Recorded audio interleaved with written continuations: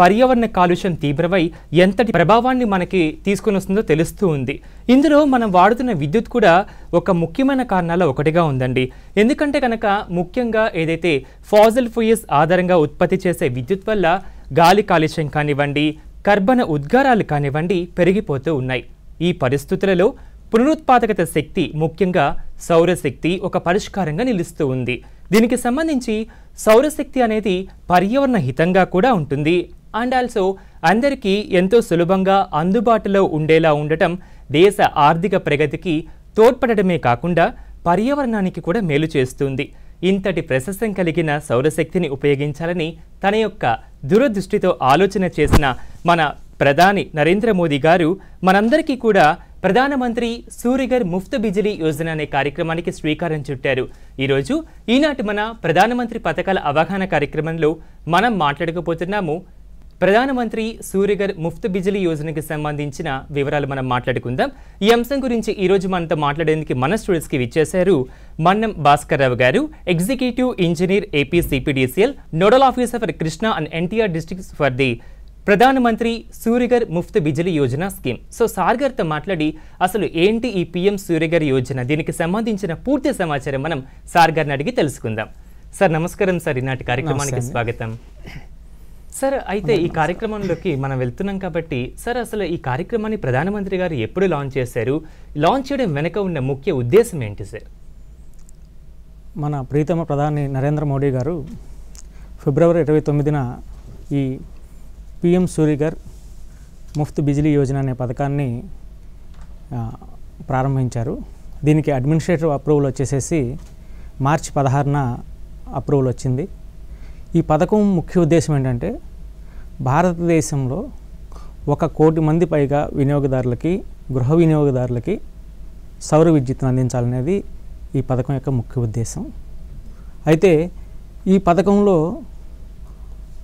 అటు వినియోగదారులకి free of cost విద్యుత్ అందించడం ఒకటి, నాణ్యమైన విద్యుత్ అందించడం ఒకటి. అదేవిధంగా ఈ పథకంలో సబ్సిడీ అనేది ప్రవేశపెట్టడం ద్వారా ఎక్కువ మంది వినియోగదారులని, గృహ వినియోగదారులని ఈ పథకం పట్ల ఆకర్షితులను చేస్తూ దాంట్లో మన దేశీయ ఉత్పత్తులనే వినియోగించాలనేటువంటి ఒక నిబంధన పెట్టడం ద్వారా మన దేశంలో ఈ సోలార్ ప్యానల్స్ సంబంధించినటువంటి పరిశ్రమ, సోలార్ ప్యానల్స్ ఇన్స్టలేషను, దానికి సంబంధించి ఈ సోలార్ ప్యానల్స్ ఉత్పత్తి చేసేటువంటి సెక్టార్లో కానివ్వండి, సోలార్ ప్యానల్స్ ఇన్స్టాల్ చేసేటువంటి సెక్టార్లో కానివ్వండి మనకి అద్భుతమైనటువంటి ఉపాధి అవకాశాలు కల్పించడం అనేది ముఖ్య ఉద్దేశం. తర్వాత ఇంకా చాలా ఇంపార్టెంట్, చాలా ముఖ్యమైనటువంటి ఆస్పెక్ట్ ఏంటంటే ఇందులో కర్బన ఉద్గారాలని మనం అదుపు చేస్తాం. 1 కోటి గృహ వినియోగదారులకి 3 కిలోవాట్ల చొప్పున సోలార్ ప్యానల్స్, సోలార్ విద్యుత్తుని కనుక వాళ్ళు ఇచ్చేసినట్లయితే ఈ సోలార్ ప్యానల్స్ 25 సంవత్సరాలు పనిచేస్తాయి. ఈ 25 సంవత్సరాల కాలంలో మనం 750 మిలియన్ టన్నుల కర్బన ఉద్గారాలని మనం నిరోధించగలుగుతాము. ఇది చాలా గొప్ప విషయం. పర్యావరణ హితమైనటువంటి సోలార్ విద్యుత్తుని పెంపొందిస్తూ అదేవిధంగా దాన్ని సబ్సిడీ రేట్లో వినియోగదారులు ఏర్పాటు చేసుకున్నటువంటి పథకం ఒక పక్కన, మరోవైపు దేశీయంగా ఉపాధి అవకాశాలను పెంచడం అనేది ఈ 3 ముఖ్య ఉద్దేశాలతోటి ఈ పథకాన్ని ప్రారంభించడం జరిగిందండి. సౌర ప్యానల్స్ ఏదైతే సోలార్ ప్యానల్ దీనికి సంబంధించి మాట్లాడుకుంటున్నాం కదా సార్, మరి ఈ సోలార్ ప్యానల్స్ అనేటివి మన ఇంటి కప్పుపై ఏర్పరిచే ఈ యొక్క ప్యానల్స్ ఎంత విద్యుత్ ఉత్పత్తిని చేయగలుగుతాయి సార్? వీటికి సంబంధించిన వివరాలు సార్.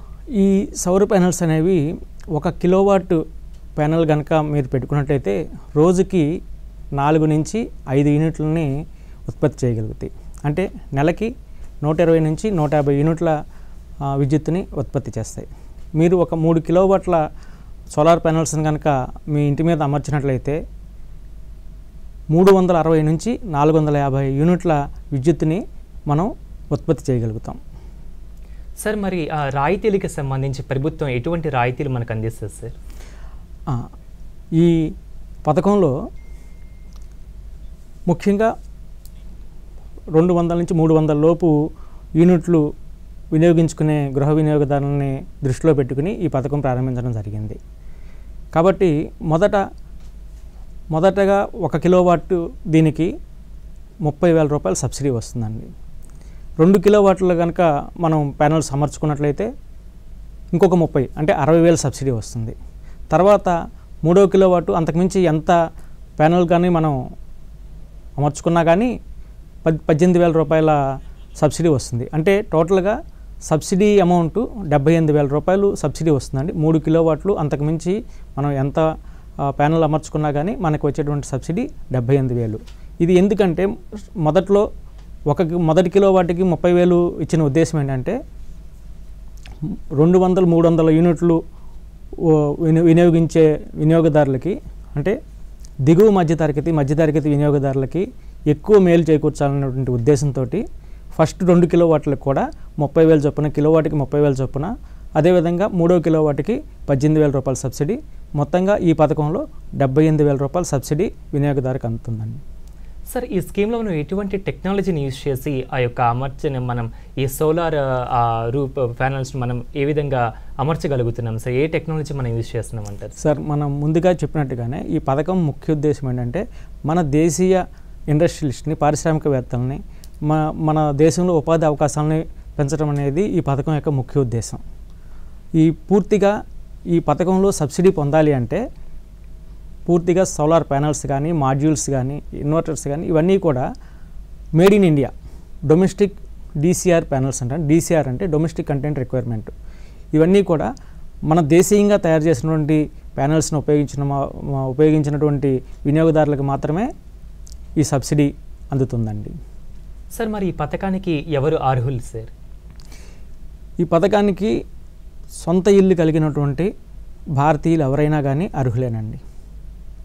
సార్, మరి దీన్ని మనం అప్లై చేసుకోవాలంటే కనుక ఎట్లా సార్? అంటే ఆన్లైన్లో అప్లై చేసుకోవాలంటారు, లేకపోతే ఆఫ్లైన్లో అప్లై చేసుకోవాలంటారు? అండ్ ఆల్సో మనకి ఎటువంటి పత్రాలు మనకు అవసరం అవుతాయి సార్ ఇది అప్లై చేసుకునేటప్పుడు? ఓకే అండి, ఇది పూర్తిగా ఆన్లైన్లో అప్లై చేసుకోవాలండి. ఇది చాలా యూజర్ ఫ్రెండ్లీ అండి, చాలా సరళమైనటువంటి దీంట్లో ఉంటుంది. ముందుగా వినియోగదారుడు రిజిస్టర్ చేసుకోవాలి ఆన్లైన్లో. pmsuryagar.gov.in అనేటువంటి వెబ్సైట్లో వెళ్తే మనకి ముందుగా వినియోగదారులు వాళ్ళ స్టేట్ సెలెక్ట్ చేసుకుంటారు, తర్వాత జిల్లాని సెలెక్ట్ చేసుకుంటారు, తర్వాత వాళ్ళ మొబైల్ నెంబర్ని సెలెక్ట్ చేసుకుని రిజిస్టర్ చేసుకోవాలండి. రిజిస్టర్ చేసుకున్న తర్వాత మీరు లాగిన్ అవ్వడానికి మీ మొబైల్ నెంబర్కి ఒక OTP వస్తుంది.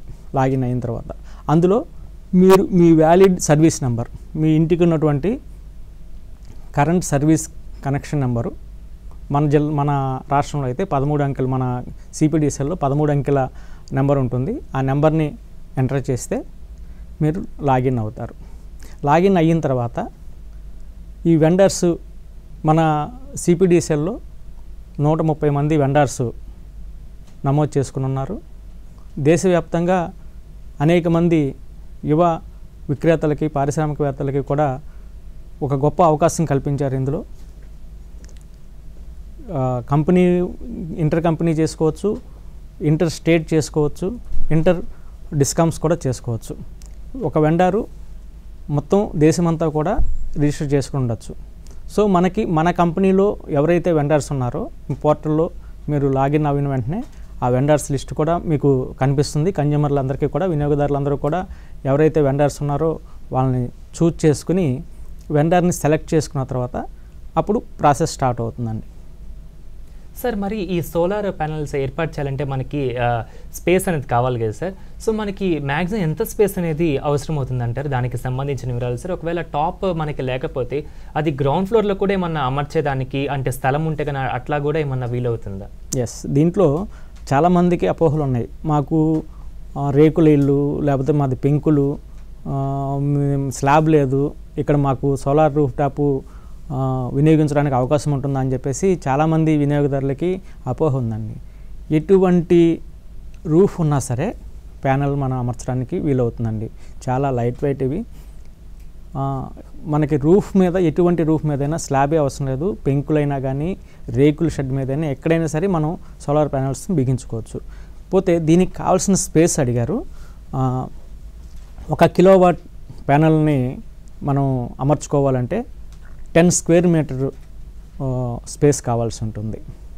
అదేవిధంగా మీరు ఎన్ని కిలోవాట్ల ప్యానల్స్ అయితే అమర్చుకుంటున్నారో ఇంటూ 10 స్క్వేర్ మీటర్స్ అక్కడ పరిణామం ఉంటే మీకు సరిపోతుందండి.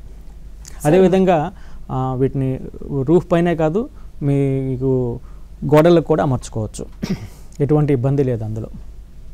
సార్ మరి ఆ విద్యుత్ వాడకం అనేది ఒక్కొక్క ఇంటికి ఒక్కోలాగా ఉంటుంది కదా సార్. సో అలా వాడేటప్పుడు ఈ సోలార్ని మనం యూజ్ చేసేటప్పుడు అది ఎలా, అంటే ఏది ప్రామాణికంగా మనం తీసుకోగలుగుతాం సార్? ఈ సోలార్ ప్యానల్స్ అమర్చేటప్పుడు భారత ప్రభుత్వం అన్ని రకాలైనటువంటి సురక్షా పద్ధతుల్ని, స్టాండర్డ్స్ని కూడా వెండర్స్కి, డిస్ట్రిబ్యూషన్ కంపెనీస్ కూడా గైడ్లైన్స్లో క్లియర్గా చాలా స్పష్టంగా పేర్కొనడం జరిగింది.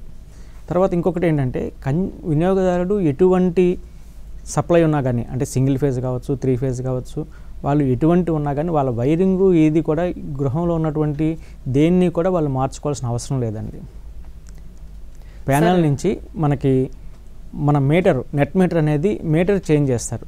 అంతవరకు కూడా మనకి ఓన్లీ మన కన్జంప్షన్ మాత్రమే రికార్డ్ అవుతుంది. సోలార్ ప్యానల్స్ అమర్చుకున్న తర్వాత బై డైరెక్షనల్ మీటర్, అంటే మన వాడకము మరియు మన సోలార్ ప్యానల్స్ నుంచి మనం ఉత్పత్తి చేసేటువంటి విద్యుత్ కూడా రికార్డ్ చేసేటువంటి మీటర్ని మనకు అమర్చడం జరుగుతుంది. సార్ అలా మనము ఈ సోలార్ నుంచి తీసుకున్న విద్యుత్ నిల్వ ఉంటే కనుక దాన్ని మనం విక్రయం కూడా చేస్తే దానికి ఏమైనా పాసిబిలిటీ ఉందంటారా? ఎస్ అండి, ఖచ్చితంగా. ఇప్పుడు నేను ఇంతకు ముందే చెప్పినట్టుగా నెట్ మీటర్ అనేది మనకి అమర్చడం జరుగుతుందండి. ఈ నెట్ మీటర్లో మనం వినియోగదారుడు ఎంతైతే విద్యుత్తును వినియోగించారో దాన్ని ఇంపోర్ట్ యూనిట్స్ అంటారండి. అదేవిధంగా ఈ సోలార్ ప్యానల్స్ ద్వారా జనరేట్ చేసినటువంటి విద్యుత్తుని ఎక్స్పోర్ట్ యూనిట్స్ అంటారు. ఈ 2 యూనిట్స్ కూడా అదే మీటర్లో రికార్డ్ అవుతాయి. ఉదాహరణకి మనకి ఉత్పత్తి చేసినటువంటి యూనిట్లు కనుక మనం వాడుకున్నటువంటి వినియోగించినటువంటి యూనిట్ల కన్నా ఎక్కువ ఉన్నట్లయితే ఆ యూనిట్కి ₹2.09 చొప్పున కంపెనీ పే చేస్తుందండి. సార్ మరి ఈ ప్రభుత్వం అందించే ఈ యొక్క సబ్సిడీలో భాగంగా సో 1 కిలోవాట్కి ఎంత, 3 కిలోవాట్స్కి ఎంత, అండ్ ఆల్సో మనకి 5 కిలోవాట్స్కి అంటే ఎంత సబ్సిడీ అనేది ఇవ్వడం జరుగుతుంది సార్? ఎస్, దీనికి ప్యానల్స్కి బెంచ్ మార్క్ కాస్ట్ అనేది ప్రభుత్వం ఏర్పాటు చేసిందండి.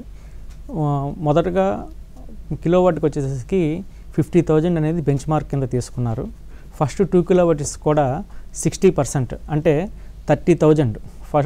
ఫస్ట్ కిలోవాట్కి 30,000, రెండో కిలోవాట్కి ఇంకొక 30,000, మొత్తం 2 కిలోవాట్లు పెట్టుకుంటే 60,000 సబ్సిడీ వస్తుంది.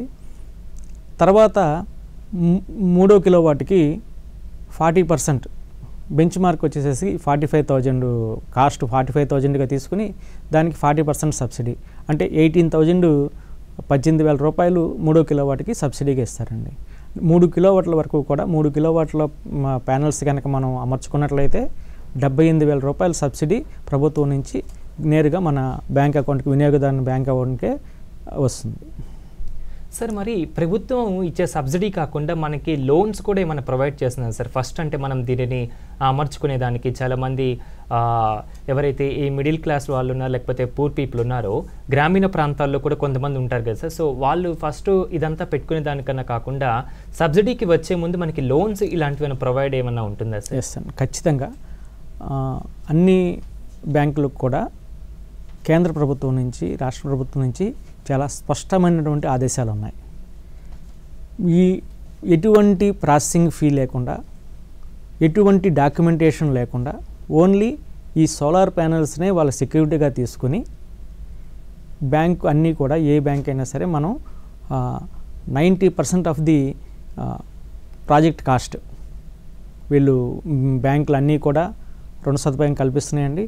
అది కూడా అతి తక్కువ ఇంట్రెస్ట్ రేటు, 7% దాటేటువంటి అవకాశం లేదు. 7% ఇంట్రెస్ట్ తోటి 10 ఏండ్ల కాల పరిమితిలో లోన్ అనేది, రుణ సదుపాయం అనేది అన్ని బ్యాంకులు కూడా కల్పిస్తూ ఉన్నాయి. దీని మీద ప్రత్యేకంగా ప్రతి జిల్లాలో కూడా కలెక్టర్లు అందరూ కూడా బ్యాంకర్స్ తోటి మీటింగ్స్ ఏర్పాటు చేసి, లీడ్ బ్యాంక్ మేనేజర్స్ వీళ్ళందరూ కూడా సమావేశాలు ఏర్పాటు చేసి ఈ PM సూర్యఘర్ ముఫ్త్ బిజిలీ యోజన పథకం కింద దీనికి అప్లై చేసుకున్నటువంటి ప్రతి వినియోగదారుడికి కూడా irrespective of their financial status, CIBIL rating ఇలాంటివి చూసేదానికి చూడటానికి అవకాశం లేదు.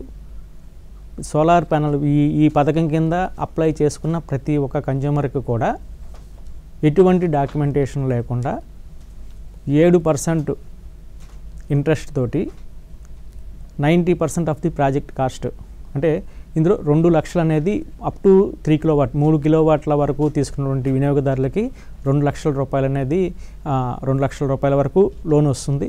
అదేవిధంగా 3 కిలోవాట్ల నుంచి 10 కిలోవాట్ల వరకు లోన్ తీసుకున్నటువంటి వినియోగదారులకి 6 లక్షల వరకు కూడా రుణ సదుపాయం కల్పిస్తారు. దీనికి కూడా ఎటువంటి డాక్యుమెంట్ లేకుండానే ఇవ్వాలని చెప్పేసి బ్యాంకర్స్ అందరికీ కూడా స్పష్టమైనటువంటి ఆదేశాలు ఉన్నాయండి.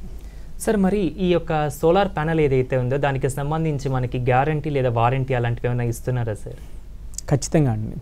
సోలార్ ప్యానల్స్కి నాట్ లెస్ దాన్ 5 years 5 ఏళ్ల పైబడి వారంటీ ఇస్తారు. సార్, మరి ఈ సౌర విద్యుత్ ఉత్పత్తి కోసం అంటే గరిష్టం కోసం ఏమైనా సూచనలు ఏమన్నా ఉన్నాయి సార్ మనకి? ఇది ఏంటంటే మనకి సూర్యరశ్మి లభించేటువంటి ప్రాంతంలో ఈ ప్యానల్స్ ఏర్పాటు చేసుకోవాలండి. అది సహజంగా ఉత్తర దక్షిణాలుగా ఈ ప్యానల్స్ని ఏర్పాటు చేస్తారు.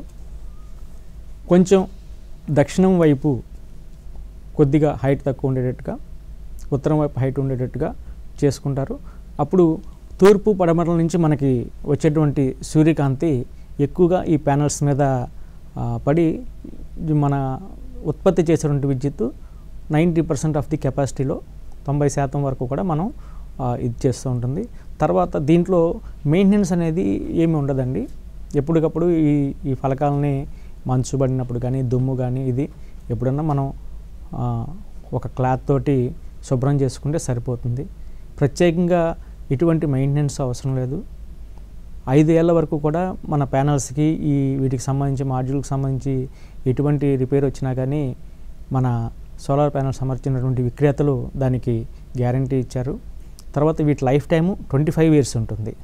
సో దీని గురించి ఎటువంటి అపోహలు పడాల్సిన అవసరం లేదు.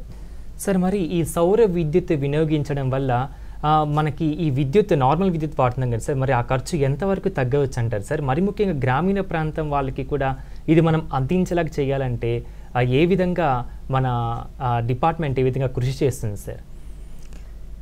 గ్రామీణ ప్రాంతాలైనా పట్టణ ప్రాంతాలైనా కానీ మనకి స్లాబ్ రేట్స్ ఒకటేనండి, ఎలక్ట్రిసిటీ రేటు ఒకటే ఉంటుంది. అయితే ఈ గ్రామీణ ప్రాంతాల్లో దూరంగా ట్రాన్స్ఫార్మర్ దూరంగా ఉండటం కానీ లైన్స్ దూరంగా ఉండటం వలన కూడా క్వాలిటీ సప్లై కొన్నిసార్లు వాళ్ళు అందుకోలేకపోవచ్చు, నాణ్యమైనటువంటి విద్యుత్ అందుకోలేకపోవచ్చు. ఇక్కడ ఏంటంటే మనం ఉత్పత్తి చేసేటువంటి విద్యుత్ మన ఇంటిపైనే ఉంటుంది, మన ఇంటి మీదే మనం విద్యుత్ ఉత్పత్తి చేస్తాము. సో మనకి ఎటువంటి ఈ వోల్టేజ్ హెచ్చు తగ్గుల ప్రాబ్లం అనేది దీంట్లో ఉండదు, నాణ్యమైనటువంటి విద్యుత్ మనకు అందుతుంది. తర్వాత మనము ప్రతి నెల కట్టేటువంటి కరెంటు బిల్ నుంచి మనకి వెసులుబాటు వస్తుంది. మీరు ఒక 3 కిలోవాట్ కనుక మీరు ప్యానల్ కనుక అమర్చుకున్నట్లయితే మీకు సుమారుగా 360 నుంచి 450 యూనిట్ల వరకు కూడా మీ ప్యానల్స్ విద్యుత్తును ఉత్పత్తి చేస్తాయి. అంటే మీకు జనరల్గా 3 కిలోవాట్ అంటే మీ కన్జంప్షన్ వచ్చేసేసి మీ వినియోగదారుల వినియోగించేటువంటి విద్యుత్తు 250 యూనిట్లు 250 యూనిట్లు ఉంటుంది. అంటే మీరు ఉపయోగించిన విద్యుత్ పైన ఇంకా 100 నుంచి 200 యూనిట్ల వరకు కూడా మీరు ఉత్పత్తి చేయడం జరుగుతుంది. దీనికి మీరు అదనంగా ఉత్పత్తి చేసినటువంటి ఈ విద్యుత్తుకి కంపెనీ ఎలక్ట్రిసిటీ కంపెనీస్ మీకు ₹2.09 చొప్పున యూనిట్కి ₹2.09 చొప్పున మీకు చెల్లించడం జరుగుతుంది. ఈ పథకాన్ని అమలు చేయడంలో మీరు ఏ విధంగా సవాలు ఎదుర్కొంటున్నారు సార్? ఎందుకంటే మనందరికీ తెలుస్తుంది, చాలా మందికి కూడా ఎన్నో అపోహలు ఉన్నాయి సార్. అంటే వర్షాకాలం వచ్చినప్పుడు ఎలా చేయాలి, లేకపోతే పిల్లలు ఉన్నప్పుడు దానిని టచ్ చేసిన కరెంట్ షాక్ కొడుతుందా, లేకపోతే చాలా అపోహలు అనేటివి ఉండడం జరుగుతుంది. సో అపోహలన్నీ వాళ్ళకి తీర్చి ఈ యొక్క సవాళ్ళు ఎదుర్కొని ఆ యొక్క సిస్టమ్ని వాళ్ళ ఇంటి దాకా చేర్చడానికి మన డిపార్ట్మెంట్ అనేది ఏ విధంగా కృషి చేస్తుంది సార్? సరే అండి, భారత ప్రభుత్వం ఈ విషయంలో అన్ని జాగ్రత్తలు తీసుకుందండి.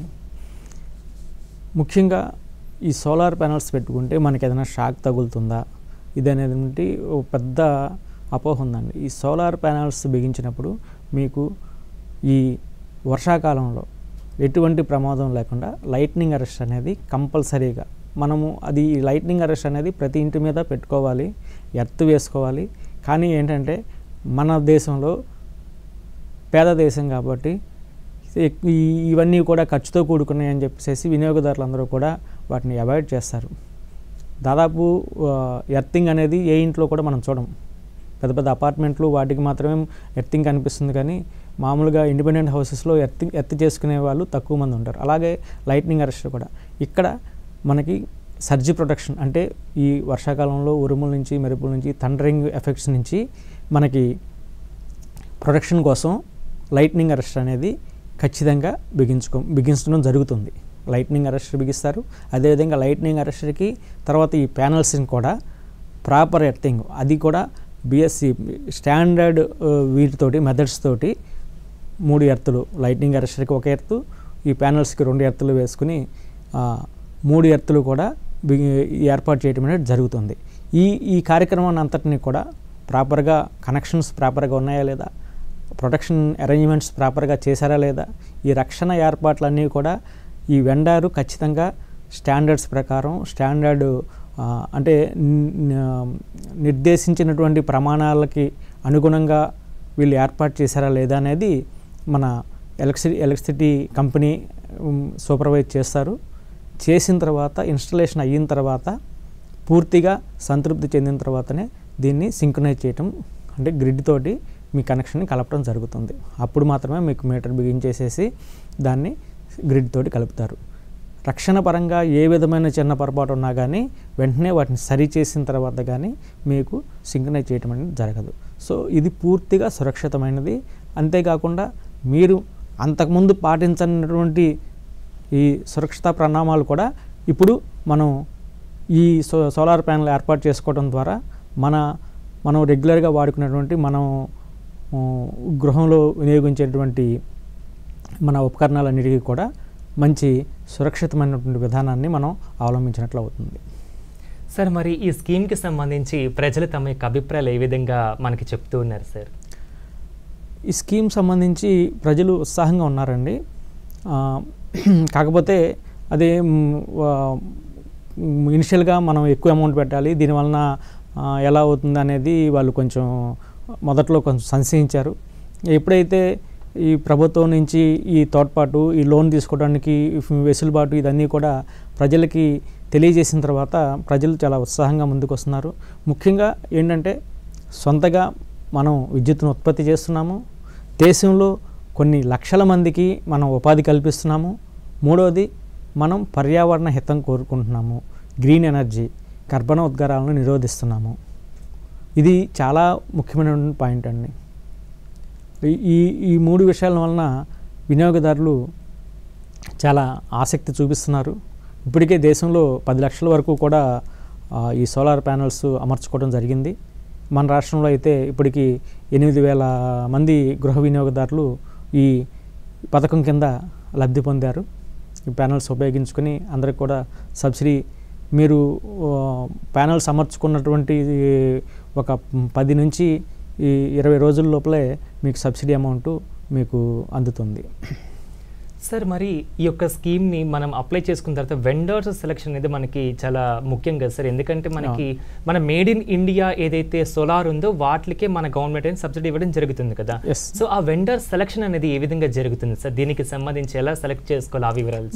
మనం ఆన్లైన్లో అప్లై చేసుకున్న తర్వాత నేషనల్ పోర్టల్లో ఆన్లైన్లో మనం రిజిస్టర్ చేసుకుంటాము. అప్లై చేసుకున్న తర్వాత ఆ పోర్టల్లోనే మనకి వెండర్స్ లిస్ట్ అనేది కూడా ఎగ్జిబిట్ చేయడం జరుగుతుంది. మొత్తం మనకైతే ఎంతమంది వెండర్స్ ఉన్నారో వాళ్ళందరికీ కూడా వాళ్ళందరి అడ్రస్లు, వాళ్ళ ఫోన్ నెంబర్లు కూడా మన పోర్టల్లోనే మనకి అవైలబుల్గా ఉంటుంది.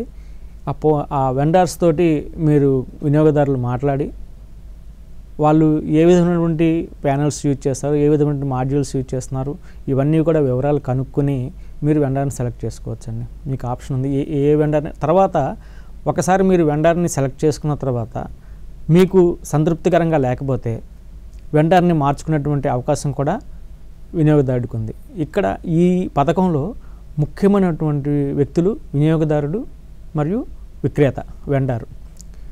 మొత్తం కూడా ఈ పోర్టల్లో ఆన్లైన్లో మీ రిజిస్ట్రేషన్ కానివ్వండి, మీ ప్రాసెస్ అంతా కూడా ఎప్పటికప్పుడు మీరు చూసుకుంటూ ఉండొచ్చు, ట్రాక్ చేసుకుంటూ ఉండొచ్చు, ఏ స్టేజ్లో ఉంది ప్రతిదీ కూడా మీకు ఆన్లైన్లో మీకు కనిపిస్తూ ఉంటుంది.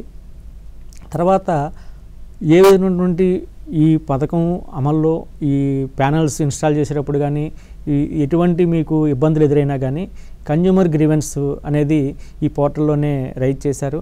అదే కాకుండా టోల్ ఫ్రీ నెంబర్ 15555 ఈ టోల్ ఫ్రీ నెంబర్ కూడా మీకు పోర్టల్ మీదే ఎగ్జిబిట్ అవుతూ ఉంటుంది. ఈ టోల్ ఫ్రీ నెంబర్కి ఫోన్ చేయొచ్చు. మీరు ఎటువంటి ఇబ్బంది ఎదురైనా కానీ గ్రీవెన్స్ రైజ్ చేసుకుంటే ఎంఎన్ఆర్ఈ నుంచి ప్రత్యేకమైనటువంటి బృందాలు ఈ గ్రీవెన్స్ని వినియోగదారులకు ఏర్పడినటువంటి ఇబ్బందులు తొలగించడానికి ఎంఎన్ఆర్ఈ టీము ప్రత్యేకమైనటువంటి బృందాలను ఏర్పాటు చేశారు. ప్రతి స్టేట్కి కూడా కొన్ని బృందాలను ఏర్పాటు చేశారు. ఇమీడియట్గా వినియోగదారులకు ఏర్పడినటువంటి ఇబ్బందుల్ని అటు వెండర్స్తో కానివ్వండి, ఇటు ఎలక్ట్రిసిటీ కంపెనీతో కానీ ఏ విధమైన ఇబ్బంది ఏర్పడినా కానీ వెంటనే ఆ సమస్యని పరిష్కరించడానికి ఈ గ్రీవెన్స్ అనే దాన్ని కూడా అరేంజ్ చేశారు. సార్, మరి ఈ స్కీమ్ని మనము కన్స్యూమర్ దగ్గర తీసుకుపోవాలంటే మన స్టాఫ్ దగ్గర ఆ డిప్లాయ్మెంట్ అనేది ఏ విధంగా జరుగుతుంది సార్? అంటే ఇప్పటి వరకు అంటే ఇంత ఎక్కువ మొత్తంలో మనము ఈ స్కీమ్ని అప్లికేషన్స్ ఏదైతే వస్తున్నాయో దీనికి మనం డిప్లాయ్ చేయాలంటే మనకి ట్రైనింగ్ కావాలి, దానికి సంబంధించిన పూర్తిగా ఉండాలి కదా సార్. మరి ట్రైనింగ్కి సంబంధించి మన స్టాఫ్కి సంబంధించి ట్రైనింగ్ ఆ రిసోర్స్ వర్క్ అంతా ఎలా జరుగుతుంది సార్? దీనికి సంబంధించిన వివరాలు. దీనికి సంబంధించి ట్రైనింగ్ ప్రతి డిస్కామ్ దేశంలో ఉన్నటువంటి ప్రతి డిస్కామ్ కూడా వాళ్ళు ఇంటర్నల్గా ట్రైనింగ్ ఇన్స్టిట్యూట్స్ అరేంజ్ చేసుకున్నారు. ఈ అందులో పనిచేసేటువంటి ఈ సిబ్బంది అందరికీ కూడా ఈ సోలార్ విద్యుత్ సంబంధించి ఇన్స్టలేషన్ గురించి, తర్వాత సింక్రనైజేషను, ప్రొటెక్టివ్ మెజర్స్ గురించి ఎటువంటి ఇది తీసుకోవాలనే దాని గురించి అందరికీ కూడా కంపెనీలో పనిచేసేటువంటి సిబ్బంది అందరికీ కూడా ట్రైనింగ్ ఇస్తున్నారు. చాలా కంపెనీస్లో ఈ ట్రైనింగ్ అనేది పూర్తయిపోయింది. అదేవిధంగా దేశవ్యాప్తంగా ఎంఎన్ఆర్ఈ 28 ట్రైనింగ్ ఇన్స్టిట్యూట్స్ని ఏర్పాటు చేసింది. వీటితో పాటు ఆర్ఈసీ కూడా, రూరల్ ఎలక్ట్రిక్ కార్పొరేషన్ కూడా ఈ training institutes training programs conduct చేస్తూ ఉన్నారు. ఎప్పటికప్పుడు వాళ్ళు ట్రైనింగ్ అనేది అటు డిస్ట్రిబ్యూషన్ కంపెనీ సిబ్బందికి మరియు ఈ సోలార్ వెండర్స్కి, అదేవిధంగా ఈ టెక్నీషియన్స్కి, వీళ్ళందరికీ కూడా దేశవ్యాప్తంగా ట్రైనింగ్ ప్రోగ్రామ్స్ అనేది స్టార్ట్ చేయడం జరిగింది. అవన్నీ కూడా జరుగుతూ ఉన్నాయి. సార్, యాజ్ ఏ నోడల్ ఆఫీసర్గా చివరిగా మా ప్రేక్షకులకు మీరు ఇచ్చే సందేశం ఏంటి సార్ ఈ పథకానికి సంబంధించి? ఈ పథకం అనేది చాలా మంచి పథకం అండి. నేను ముందుగా చెప్పినట్టుగా మన ప్రధానమంత్రి గారు ఈ పథకంలో 3 ముఖ్యమైనటువంటి ఉద్దేశాలని ఆయన మనసులో పెట్టుకుని ఈ పథకాన్ని రూపొందించారు. ఒకటి, స్వయం సమృద్ధి. వినియోగదారులు విద్యుత్ కోసం ఎవరి మీద ఆధారపడకుండా మనం సొంతంగా మనం ఉత్పత్తి చేస్తున్నాం విద్యుత్ అనే ఫీలింగు చాలా గొప్పగా ఉంటుందండి. మనం దేశ ఆర్థిక అభివృద్ధికి, ఆర్థిక పురోగతికి మనం ఉపయోగపడుతున్నాం అనేది చాలా ఒక మంచి భావన అది. తర్వాత దాంతోపాటు మనము ఇప్పటి వరకు కూడా ఈ సౌర విద్యుత్తుకు సంబంధించి మన దేశంలో ఈ ఇన్స్టలేషన్ కానివ్వండి, మ్యానుఫ్యాక్చరింగ్ కానీ, తయారీ కానీ, వాటిని అమర్చే ఈ టెక్నీషియన్స్ వీళ్ళు చాలా తక్కువ మంది ఉండేవాళ్ళు.